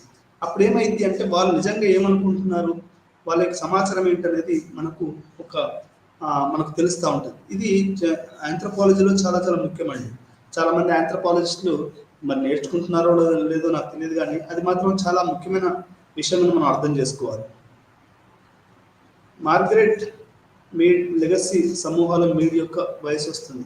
ఆంథ్రపాలజీ మరియు ఇతర అనుబంధ విభాగాలలో విద్యా సంబంధం ఉపన్యాసాలకి ముఖ్యమైన సహకారం అందించినప్పటికీ సమూహాలు యుక్త వయసు వస్తుంది. మార్గరెట్ మీడ్ యొక్క పరిశోధన తరచుగా పరిశోధనలో ఉంది. అంటే ఈ యొక్క మార్గరెట్ మీడ్ ఎడ్యుకేషన్కి సంబంధించి రాసినటువంటి ఇది మాత్రం ఎప్పటికీ ఒక చర్చలో ఉంది అని మనం చెప్పొచ్చు. సమూహంలో శృంగారభరితమైన ఆమె ధోరణి చాలా తరచు చేసే వ్యాఖ్యలలో ఒకటి. అంటే ఆ రొమాంటిసైజర్ ఉంది. ఇప్పుడు మీరు గిరిజన పాటలు చూశారనుకోండి, పట్టి తెచ్చానులే అని ఒక లిరిక్ ఉందనుకోండి, అది గిరిజనలో ఉన్నటువంటి రోమాంచితమైనటువంటి శృంగారాన్ని చూపిస్తుంటుంది. అట్లే ఇది ఆమె రొమాంటిసైజ్ చేసింది అనేది కూడా చాలా మంది చెప్తా ఉంటారండి. అంటే గిరిజనలో కూడా టెన్షన్ ఉంటుంది, గిరిజనలో కూడా ఉంటుంది, కానీ ఈ యొక్క మార్గరెట్ మీడ్ తనకున్నటువంటి ఫెమినిస్ట్ భావాల్ని ఆమె వాళ్ళ మీద నెట్టిందని అని కొంతమంది, తర్వాత కొంతమంది ఫ్రీ మెన్ వీళ్ళంతా బాక్మెన్, కొంతమంది వాళ్ళు తర్వాత అదే స్టడీ మీద 20 సంవత్సరాల తర్వాత చేసినటువంటి కొంతమంది చేశారండి. ఇక ఈ శృంగారభరితమైన ఆమె ధోరణి చాలా తరచుగా చేసే వ్యాఖ్యల్లో ఒకటి శృంగారభరితమైనటువంటి ధోరణి. అంటే సెక్షువల్ బిహేవియర్, అంటే ఇప్పుడు మామూలు బిహేవియర్ వేరు, సెక్షువల్ బిహేవియర్ వేరండి. సెక్షువల్ బిహేవియర్ అంటే నువ్వు ఇక అదే పనిగా ఆమెతో శృంగారం చేయడానికి తరచు ఆమె చుట్టూ తిరగడం, ఇంకా ఆమె నీ చుట్టూ తిరగడం, ఇవన్నీ కూడా శృంగారభరితమైనటువంటి ధోరణులను మనం చెప్పుకోవచ్చు. అది ఎట్లా ఉంటుందో మార్గరెట్ మీడ్ గారు చాలా బలంగా రాశారు ఆ బుక్లో. అంటే సమూహ వ్యక్తివసరం బాలికలు వారు ప్రవర్తించే సందర్భాన్ని క్రమ పద్ధతిలో పట్టించుకోలేదు. చాలా మంది విద్వాంసులకి అవాస్తవంగా అనిపించింది. యాక్చువల్గా ఈమె రాసిన పద్ధతి ఏంటంటే ఇదంతా ఫేక్ అనుకున్నారు చాలా మంది. ఇప్పుడు నిజంగానే అట్లా జరుగుతుందా అంటే, ఎందుకంటే గిరిజనులకి ఒకటి గుర్తుపెట్టుకోవాలి, నేను కూడా కోయాస్ మధ్య చేశాను కాబట్టి కొంత రీసెర్చ్, అంటే వాళ్ళలో విచ్చలవిడి ఉంటుందని చెప్పట్లేదండి. అక్కడ ఏంటంటే వాళ్ళకు సెక్షువల్ ఫ్రీడమ్ అనేది ఎక్కువగా ఉంది. ఒక అబ్బాయి అమ్మాయిని ప్రేమించడం, లేకుంటే వాళ్ళ ప్రకృతిలో పుట్టి పెరుగుతారు కాబట్టి మనకు ఉన్న పౌర సమాజంలో ఉన్నట్టు అక్కడ వాళ్ళు కూడా పౌరులు అనుకోండి, అట్లాంటి పద్ధతులు ఉండవండి సెక్షువల్ విషయాలు. అదే మనకు హైదరాబాద్, బాంబే నగరాలు, న్యూయార్క్ లాంటి ప్రతిదీ రిస్ట్రిక్టెడ్ ఉంటుంది. సో అది మనం చాలా very very natural that people may think that it's an fictitious account, కానీ that is what in the tribal communities. American వ్యక్తి జీవితాల్లో అమెరికన్ తల్లిదండ్రులు శైలిలో మార్పులు సూచించింది. అంటే ఆమె ఏం చెప్తుంది అంటే ఈ యొక్క సెక్షువల్ ప్రిఫరెన్సెస్ అమెరికాలో పెట్టుబడిదారి విధానం వల్ల వాళ్ళ యొక్క ప్రిఫరెన్సెస్, స్ట్రెస్ అవన్నీ ఉంటాయి, కానీ గిరిజన గ్రామాలలో అవి ఉండవు అనేది ఈమె చాలా స్పష్టంగా చెప్పింది. డ్రేగర్ ప్రచురించబడిన మార్టిన్ పర్సనల్ అనే మార్గరెట్ మీడ్ ఆ పుస్తకాన్ని ఉటంకిస్తూ కొంచెం ఎక్కువగా తప్పుదారి పట్టించాలని వాదించారు. అంటే ఈమె ఈ యొక్క 61 మంది అమ్మాయిలు మరియు యుక్త వయసు అమ్మాయిల మధ్యలో ఒక 9 నెలల పాటు ఇవి చేసినటువంటి పరిశోధన అనేది ఒక రకంగా తప్పుదారి పడుతుంది, ఇది నిజంగా అట్లా లేదు అనేది కొంతమంది వాదిస్తున్నారు. యుక్త వయసులో ఉన్న కొంతమందికి వారి లైంగిక జీవితాల గురించి సరదాగా మాట్లాడడం మరియు సాధారణ సూచనలు చేయడం ద్వారా మీడ్ దాని గురించి ఆట పట్టించడం అని చెప్పారు. అంటే ఒక క్యాజువల్ సెక్స్ పట్ల క్యాజువల్ రిలేషన్స్ ఉంటాయా అంటే ఇప్పుడు మంచినీళ్ళు తాగినట్టు మనము లైంగికంగా ఒక అమ్మాయి ఆడవాళ్ళతో కానీ ఆడవాళ్ళు మొగలతో కానీ శృంగారం చేయవచ్చా, ఇది ఒక వాటర్ తాగినట్టు ఉంటుందా అంటే అది ఎంతవరకు కరెక్ట్ అనేది చాలా మంది వాళ్ళు ఒప్పుకోకపోతే, అది ఆమె రాసింది అట్లా ఉంటుంది అని, వాటి నీళ్ళు తాగినట్టే ఉంటుంది శృంగారం కూడా గిరిజనులలో అని. అయితే 68 మంది కౌమార బాలికల నుండి డేటాను సేకరించారు. కౌమార బాలికలు అంటే before they are becoming womanhood ఈ యొక్క దీంట్లో డేటాను సేకరించారు. కాబట్టి ఆమె ముగింపులు కేవలం పొడిగింపులు కావని, ఎథ్నోగ్రఫిక్ కొత్తనాన్ని బట్టి వారు తమ సొంత విషయాల్లో అనుభవపూర్వకంగా ఉన్నారని తెలుస్తుంది. అంటే ఒక అమ్మాయి అంటే అబద్ధం చెప్తుందండి, రెండో అమ్మాయి అబద్ధం చెప్తుంది, 60 మంది అబద్ధాలు ఎందుకు చెప్తారండి, అది అసాధ్యం. సారాంశం ఈ యూనిట్లో పాఠకుడి కమింగ్ ఆఫ్ ఏజ్ ఇన్ సమూహ psychological study of primitive to the western civilisation అన్న దాంట్లో 1928లో ప్రచురించారు. ఈ పాఠం అమెరికన్ సమూహ దాంట్లో జరిగింది, ఆధారంగా రూపొందించింది. ఇది ఒక ఆంథ్రోపాలజీ విభాగంలో ఎథనోగ్రఫిక్ మెథడాలజీ మరియు చరిత్ర అభివృద్ధి ముఖ్యమైన అధ్యయనం. అంటే ఇది ఆంథ్రోపాలజీ ఒక ప్రముఖమైనటువంటి విషయంగా మనం అర్థం చేసుకోవాలి. ఇది ఇట్లా డెవలప్ అయిందని మనం ఇట్లా ఆ రకంగా అర్థం చేసుకోవాలి. అయితే ఇక్కడ మనం ఒకటి గమనించాలండి, ఏంటంటే ఈ పాఠం మనం ముగించే ముందు ఇక్కడ ఇప్పటివరకు మగవాళ్ళు చేసినటువంటి పరిశోధనలు ఆడవాళ్ళు చేసే పరిశోధనల వల్ల ఎప్పుడైతే కొంచెం మార్పు వస్తున్నాయో ఇది వాళ్ళని తిట్టడం అనేది జరుగుతూ ఉంది. ఇప్పుడు ఆమె రొమాంటిసైజ్ చేసిందని, ఫెమినిస్ట్గా ఉన్న తన ఆలోచనలు వాళ్ళ మీద నెట్టిందని, ఆ తర్వాత అది వాళ్ళ క్యాజువల్ రిలేషన్స్ ఉంటాయనేది ఆమె రాసింది అనేది, కానీ అలా క్యాజువల్ రిలేషన్స్ క్యాజువల్ లైంగిక శృంగారం ఉండదని, ఇట్లా రకరకాల వాళ్ళు ఆమె మీద ఒక పెరుదాడి చేశారని మనం చెప్పుకోవచ్చు. అది ఏదేమైనా కానీ ఈమె 68 మంది యుక్త వయసు అమ్మాయిలు కౌమార దశలో ఉన్నటువంటి అమ్మాయిల మధ్యలో ఆమె పరిశోధన చేసిందనే విషయం మీ అందరికీ అర్థమై ఉండాలి. అది ఒక ఫెమినిస్ట్, ఒక వైట్ ఫెమినిస్ట్, యాంటీ రేసిస్ట్. ఇప్పుడు అమెరికా అనేది ఒక రేసిస్ట్ దేశంగా అది ఎప్పటి నుంచో పునాదులు వేసుకుంటూ వస్తూ ఇప్పుడు అదొక పెద్ద పెనుభూతంగా మారిందండి. నాకైతే ఆశ్చర్యం వేస్తుంటుంది. ఎలా ఉంటుందంటే ఒక అబ్రహం లింకన్ అధ్యక్షుడుగా ఉన్న ఒక అమెరికాకి ఏదైతే రేసిజాన్ని తన బ్యాన్ చేసినటువంటి అబ్రహం లింకన్ అధ్యక్షుడు దానికి ట్రంప్ లాంటి వాళ్ళు కూడా అధ్యక్షుడిగా ఉండి ఆఫ్రికన్ వాళ్ళని వెళ్ళగొట్టడం, ఏషియన్స్ వెళ్ళగొట్టడం, మన ఐటీ వాళ్ళ మీద దాడులు చేయడం, అంటే ఒక రేసిస్ట్. అంటే అమెరికా ఫస్ట్, ఇప్పుడు ఇండియా ఫస్ట్, ఇప్పుడు జపాన్ ఫస్ట్. ఈ ఫస్ట్ అనేది ఒక రకమైనటువంటి రేసిస్ట్ అని మనం చెప్పుకోవచ్చు. అంటే నువ్వు ఒక ఎట్లా ఎందుకు రేసిస్ట్ అని చెప్తున్నాను అంటే, భారతదేశం అంటే ఒక మతము వాళ్ళని చెప్పుకోవడం, జపాన్ వాళ్ళంటే ఒక వాళ్ళని చెప్పుకోవడం, అమెరికా అంటే ఒకటని చెప్పుకోవడం, దానివల్ల ఏమవుతుందంటే నైపుణ్యాలతో ఉన్నటువంటి వలసలు ఆగిపోతాయండి. ఇప్పుడు సత్యం నా దగ్గర కానీ ఇంకెవరైనా కానీ ఇంకెవరైనా హైదరాబాద్కి వచ్చేవాళ్ళు కానీ అమెరికాకి పోయి కానీ వాళ్ళల్లో నైపుణ్యం ఉంటుంది కాబట్టి వాళ్ళు బయటకు వెళ్తారండి. అలా వాళ్ళ నైపుణ్యాల మీద ఆధారపడినటువంటి దాన్ని మనం కనుక ఆపితే అప్పుడు ఆ సమాజం యొక్క పురోగతి ఆగిపోతుంది.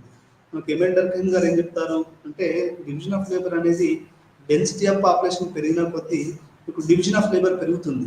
ఈ డివిజన్ ఆఫ్ లేబర్ పెరిగినప్పుడు డివిజన్ ఆఫ్ లేబర్లో నీకు స్పెషలైజేషన్ అనేది వెరీ వెరీ ఇంపార్టెంట్ అన్నట్టు. ఇప్పుడు మైక్రోసాఫ్ట్ వాళ్ళు సత్యనారాయణ కానివ్వండి, ఇంకెవరినైనా సుందర్ పిచ్చైని తీసుకున్నారంటే ఉట్టిగా తీసుకోలేదండి. వాళ్ళకి ఆ నైపుణ్యత ఉంది. ప్రపంచంలో వాళ్ళు ఒక గొప్ప నైపుణ్యంగా ఎదిగారు. సినిమా డైరెక్టర్లైనా, పాటలు రాసే వాళ్ళైనా కానీ నైపుణ్యం లేకపోతే పాటలు రాయనిస్తారండి. ఇప్పుడు లక్షల కోట్లు ఒక పాటని ₹1 కోటి, ₹2 కోట్లతో షూట్ చేస్తారు. అట్లాంటి పాటను నువ్వు రాయాలి అంటే నీలో నైపుణ్యం ఉండాలి కదండి. ఆ భావాలను పట్టుకొని ఆ సందర్భాన్ని అనుసారంగా రాసేది. ఇక్కడ కూడా అమెరికాలో ఏంటి అంటే, ఇక్కడ అంటే ఎందుకు ఇదంతా అంత ఫేమస్ ఎందుకు అయింది, లేకపోతే ఈమె ఎందుకంత అమెరికన్ సోషియాలజీని కానీ ఆంథ్రపాలజీని కానీ రెవల్యూషనైజ్ చేసింది అని చెప్తున్నారు అంటే, ఈమె బేసిక్గా ఏంటంటే ఈ యొక్క అమెరికన్ సుపీరియారిటీ అంటే మేము అమెరికా ఫస్ట్, అమెరికా మీ గొప్ప వాళ్ళం అని ఏదైతే రేసిస్ట్ సిద్ధాంతం ఉందో దాన్ని క్వశ్చన్ చేసిందండి. ఇప్పుడు మీరు శ్రీలంకలో కూడా సింహల రేసిజం ఉంది తమిళస్ మీద, లేకపోతే ఇంకా రకరకాల ఈ రేసిజాన్ని ఈ యొక్క మార్గరెట్ మీడ్ క్వశ్చన్ చేయడం వల్ల ఈమె యొక్క రాసిన దానికి కానీ ఈమె ప్రచురణకి జాతీయ అహంకారం, మీకు తెలుసో లేదో, అంకుల్ టామ్ క్యాబిన్ రాసినటువంటి స్తోయికా మీద కూడా విపరీతమైనటువంటి దాడులు జరిగాయి. ఆమెను అబ్రహం లింకన్ గారు మెచ్చుకున్నారు. You are the little lady who return this book అని. అంటే నాకేమనిపిస్తుంది అంటే మార్గరెట్ మీడ్ చదివిన తర్వాత స్తోయికా కానీ మార్గరెట్ మీడ్ కానీ చాలా మంది వైట్ ఉమెన్ యాంటీ రేసిస్ట్ ఫెమినిస్టులు ఎవరైతే ఉన్నారో వాళ్ళు ఈ యొక్క ఆధిపత్య భావజాలమైనటువంటి అమెరికన్ సుపీరియారిటీ, వైట్ సుపీరియారిటీ మీద దాడి చేయడం కాదు, ఒక క్రిటిసైజ్ చేసి దాన్ని ఫాల్సిఫై చేయడము, వాళ్ళు ఒక గిరిజన గ్రామాలకు వెళ్ళి వాళ్ళకున్నటువంటి క్యాజువల్ సెక్షువల్ రిలేషన్స్ని వచ్చి అది సైంటిఫిక్గా చదవడం అనేది ఒక పెద్ద సంచలనంగా మారిపోయిందంట. అంటే అప్పటి వరకు ఉన్నటువంటి ఒక కరుడుగట్టినటువంటి పితృస్వామ్య ఆధిపత్య భావజాలం మీద గుడ్డలు పెట్టిలాగా ఒక న్యూక్లియర్ బాంబు లాగా ఇది కావడంతో మార్గరెట్ మీడ్ యొక్క ఆమెను ఇప్పటికీ అందరూ మాట్లాడుకుంటున్నారు. ఎందుకంటే ఆమె రేసిజాన్ని క్వశ్చన్ చేసింది, ఆమె సెక్షువల్ రిలేషన్స్ గిరిజనులలో ఎంత ఫ్రీగా ఉంటుందో రాసింది.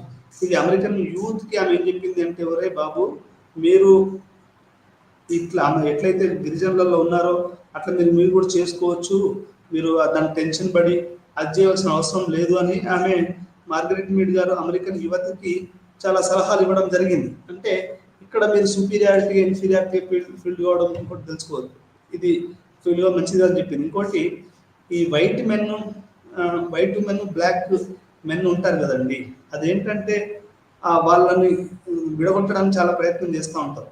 అంటే విక్టోరియన్ సెన్స్ ఆఫ్ రొమాన్స్లో ఏంటంటే వాళ్ళు ఒక స్లేవ్స్ మాత్రమే, కానీ బీస్ట్ లాగా వాళ్ళని ఒక ఉండాలి. కానీ ఇప్పుడు మారిన పరిస్థితుల్లో రేసిజం ఇప్పుడు వాడు మంచి కదా, నల్లవాడైనంత మాత్రాన వాడు అది కాదు కదా, అట్లా అన్నట్టు.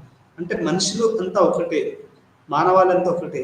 ఇదంతా మానవ సమాజం క్రియేట్ చేసుకున్నటువంటి ఒక దురహంకార పూరిత ఆధిపత్య భూస్వామ్య పెట్టుబడిదారి యొక్క విధానం చూసినటువంటి ఒక విష పురుగులు అని మనం చెప్పుకోవచ్చు. అంటే ఇప్పుడు కులతత్వం కూడా మతత్వం కూడా మనిషిని అది ఎట్లా విభజించింది. అంబేద్కర్ గారు అన్నారు ఏమనంటే, ప్రపంచంలో కాస్ట్ సిస్టమ్ అంటే ఒక రకంగా రేస్ కూడా నిర్మూలించబడ్డది సైంటిఫిక్ గానీ కాస్ట్ ఇంకా ఉంది అని చెప్పాడు ఆయన. అంటే ఇంకా దీన్ని సముద్రంలో పడేయాలి అని ఆయన చెప్పారు అన్నట్టు. అంటే ఈ రకంగా మనం చూసాను. అనిలేషన్ ఆఫ్ కాస్ట్ అనే బుక్కే రాశాడు, అనిలేషన్ ఆఫ్ రేస్ అని ఇప్పుడు మార్గరెట్ మీడ్ గారు రాశారు. మీరు ఎవరు రాసినా వీళ్ళంతా ఏంటంటే ఒక ఆధిపత్య భావజాలము, దాని మీద జరిగే ఒక హింస, ఆ హింస అనేది ఎట్లా ఇప్పుడు హింస చేసినప్పుడు ప్రతి హింస జరుగుతుంది. ఇప్పుడు వైట్ వాళ్ళు చేసినటువంటి హింసకి బ్లాక్స్ ప్రతి హింస చేస్తారు. ఇప్పుడు హింస ప్రతి వాళ్ళు సింబాలిక్గా చేస్తారు, ఫిజికల్గా చేస్తారు.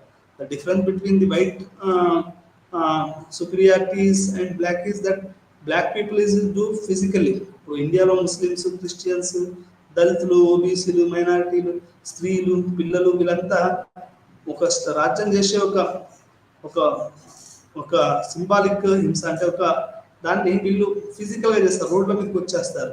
క్యా మీద జరుగుతుంది, సిఏఏ మీద జరుగుతుంది, ఇట్లా రకరకాలుగా. అంటే హింస, ప్రతిహింస, ఆధిపత్య భావజాలాలు, రేసిజము, క్యాస్టిజము, లేకుంటే రిలీజియస్ మైనారిటీ రేషియల్ ప్రొఫైలింగ్ అంటే రిలీజియస్ ప్రొఫైలింగ్ అనేది అది వెరీ హైలీ డేంజరస్ అని మనం చెప్పుకోవచ్చు. అంటే ఒక కమ్యూనిటీని టార్గెట్ చేయడము, ఒక మతాన్ని, ఒక ప్రాంతాన్ని, ఒక కులాన్ని, ఒక వర్గాన్ని ఇట్లా టార్గెట్ చేయడం అనేది ఏ సమాజానికి అది మంచిది కాదు. ఇది అంటే ఇట్లాంటి నేపథ్యం ఉన్నటువంటి స్టడీ కాబట్టి మార్గరెట్ మీడ్ గారి ఈ యొక్క ది కమింగ్ ఆఫ్ ఏజ్ అనేది ఇప్పటికీ ఒక పెద్ద మంచి బ్యూటిఫుల్ టెక్స్ట్ గాను, అది మొత్తం ఈ యొక్క వెస్టర్న్ హెజమనీని, వైట్ సుపీరియారిటీని దెబ్బతీసే ఒక ఒక మనకు ఒక ఫీల్డ్ వర్క్ నోట్స్ కానీ అది ఉండిపోయిందని మనం చెప్పుకోవచ్చు. ఈ రకంగా మనకు మార్గరెట్ మీడ్ గారు సోషియాలజీని, ఆంథ్రోపాలజీని, సైకలాజికల్ స్టడీస్ని, ఆ తర్వాత మనకు ఒడిపస్ కాంప్లెక్స్ చేసినటువంటి ఆయన్ని, ఇట్లా రకరకాల వాటిని ఇది రీడిఫైన్ చేసింది. రీడిఫైన్ చేసేసి మనకి కొత్తగా కొత్త అది ఇచ్చింది సెక్షువల్ బిహేవియర్స్. ఎస్పెషల్లీ ఎందుకు చెప్తున్నాను అంటే అండి, మీరు ఎన్ని సినిమాలు తీయండి, ఎన్ని పాటలు తీయండి, ఎన్ని ఏదండి చేయండి, అంత యూత్ గురించి, ప్రేమ గురించే కదండి, అంత లైంగిక స్వేచ్ఛ గురించే కదా. మీరు సలీం అనార్కలి అయినా కానీ, అక్బర్ ఇంకా అయినా కానీ, ఇప్పుడున్నటువంటి ఇప్పుడు మన ముఖ్యమంత్రి ఉన్నారు, తెలంగాణ ముఖ్యమంత్రి, ఆయన ప్రేమ వివాహం, ఆయన ఎక్కడో ఢిల్లీలో ఉన్నటువంటి అమ్మాయిని ప్రేమించి పెళ్లి చేసుకున్నాడు. అంటే ఇక్కడ లైంగిక స్వేచ్ఛ, ప్రేమ అనేది కులాలు, మతాలు, వర్గాలకు అతీతంగా ఉంటుంది, అది ఉంటుందనేది మనం అర్థం చేసుకోవాల్సినటువంటి విషయం. ఇక్కడ దీంట్లో కూడా మార్గరెట్ మీడ్ గారు ఎందుకు రివల్యూషనరీ చేశారు అంటే, అప్పటి వరకు ఉన్నటువంటి white hegemonous construction of sexuality, freedom, adulthood లో జరిగేటువంటి టెన్షన్స్, పెట్టుబడిదారి విధానము, ఆ కల్చరల్ డిటర్మినిజం ఏదైతే ఉందో, అమెరికన్ వైట్ కల్చరల్ డిటర్మినిజం, దాన్ని ఈమె మొత్తం సిద్ధాంతాలు కొట్టుపడేసేసి ఇక్కడ ఒక సమూహోద్యమంలో ఆమె అంత దూరం ట్రావెల్ చేసేసి 9 నెలలు కష్టపడి 68 అమ్మాయితో మాట్లాడి, వాళ్ళతో ఆడి పాడి జీవించి తిని పడుకొని వాళ్ళ చరిత్ర మొత్తం తెలుసుకుంటే, క్యాజువల్ తెలుసుకుంటూ వాళ్ళు మొత్తం విప్పడం, చెప్పడం, ఆమె దీన్ని రాయడం, ఇదంతా ఏం చెప్తుంది అంటే మనకి, అంటే అక్కడ ఉన్నటువంటి వాళ్ళకి టెన్షన్స్ లేవు. ఒక అమ్మాయి స్త్రీగా మారేటప్పుడు కానీ, ఒక అబ్బాయి పురుషునిగా మారేటప్పుడు, అంటే లైంగికంగా వాళ్ళు ఇక రెడీ అవుతున్న టైంలో వాళ్ళకి ప్రాబ్లమ్స్ లేవనేది ఆమె తన యొక్క పరిశోధనలు తెలుసుకోవడం వల్ల ఇది ఒక పెద్ద సంచలనంగా మారింది అని చెప్పుకోవచ్చు. ఇది ఈ పరిశోధన చాలా మంది వాటికి మళ్ళీ అదే పరిశోధనను వేరు రకాలుగా చేశారు. వాళ్ళు దాన్ని ఆమె క్రిటిసైజ్ చేశారు. ఆమె ఫెమినిస్ట్ అని, ఆమె మెథడాలజీ బాగలేదని, ఆమె మెథడాలజికల్ లూప్స్ ఉన్నాయని, ఇట్లా రకరకాలుగా ఆమెను చేశారు. ఏది ఏమైనా కానీ అంటే మనం విమర్శను తీసుకోవాలి, మళ్ళీ దాన్ని సరిదిద్దుకోవాలి. అట్లే మనకు ఈ యొక్క పుస్తకం మాత్రం ఇది ఆంథ్రోపాలజీ, సోషియాలజీలో ఒక విప్లవంగాను, ఒక కొత్త పద్ధతిని, ఒక మెథడాలజీని, ఆంథ్రోపాలజికల్ మెథడాలజీని ఇచ్చిందని చెప్తూ మనం ఈ పాఠాన్ని ఇంతతో ముగిస్తూ మరొక పాఠంలో మరొక ఎథ్నోగ్రఫిక్ అకౌంట్ తోటి మళ్ళీ కలుద్దాం. అప్పటి వరకు మీ అందరికీ నమస్కారం.